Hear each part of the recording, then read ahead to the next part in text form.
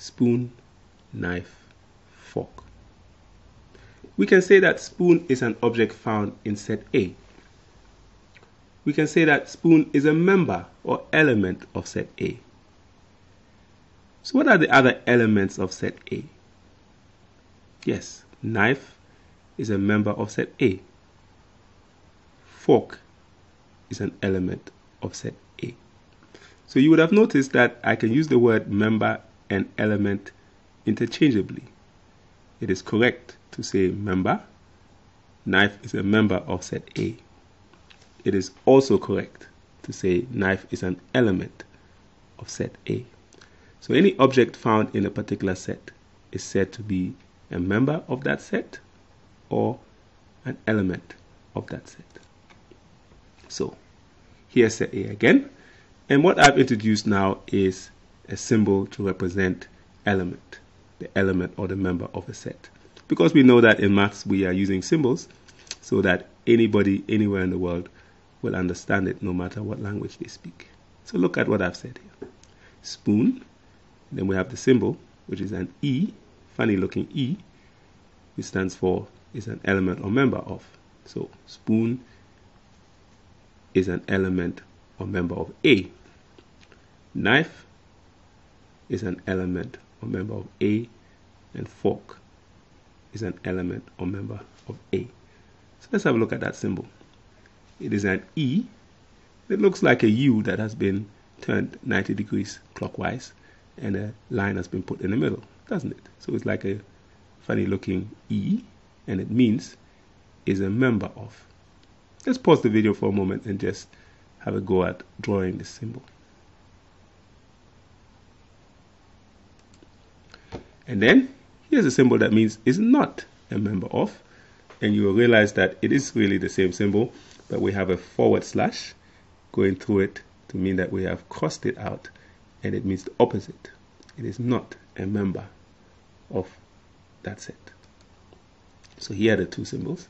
The first E means that a particular item is a member of a set, and the second one that has been crossed out means that it is not a member of a particular set. Let's try this in an exercise. Here we have a set P, and the elements or members of set P are 2, 4, 6, 8, and 10. And we have 5 sentences here. And what we want to do now is say whether each one is true or whether it is false. So before we solve it together, have a go at it yourself. Let's pause the video and let's have a go at this and see whether we can identify which is true and which is false. Well, the first one says 4 is an element of set P. When we look at the elements or members of set P, can we see 4 there? Yes, we can. So this sentence happens to be true. Let's put a tick for true and a cross for false. No, we just tick it, whether it's right or wrong, I guess. 7 is not an element of P. So when we look at set P, can we see 7 in there? No, we can't. So obviously 7 is not an element of P, so this statement is also correct. It is true. 10 is not an element in set P. It's not a member of set P. When we look at the members of set P, the elements, we see that 10 is in it. So this statement is actually false. It's false. It's not right. 5 is a member of set P. When we look at the members of set P, can we see 5 anywhere? No, we cannot. So this statement is also false. 5 is not a member of set P. And this statement says that 5 is. So it is wrong. And the last one says 8 is an element of P. It's a member of P. And it is true. So this one is true. So that is how we use this symbol. And let us go on now and make some of our own. So here's an exercise that I would like you all to do now, is draw a set of your own and use the 2 symbols above to show that you understand how to use them. Let's pause the video for a moment while you have a go at this.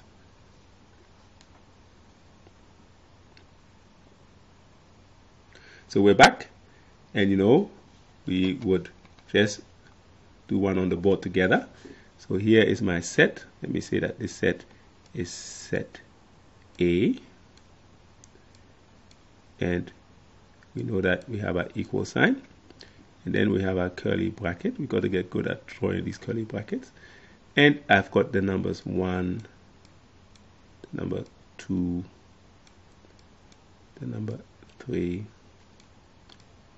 the number 4, and the number 5 in my set A. So we close it again with our curly bracket. And so I want to make a statement using my two symbols here. Is a member of and is not a member of. So for example, if I said that 3, here's my symbol here, it's like a U with a line in the middle. E3 is an element of A,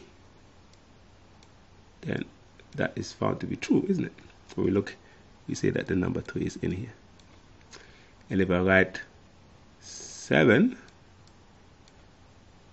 is not, so here we go, with a forward slash of set A, 7 is not an element of set A, then that is also true. So I hope you did something like that, and if you did, it shows that you have a good understanding of how to use this particular symbol.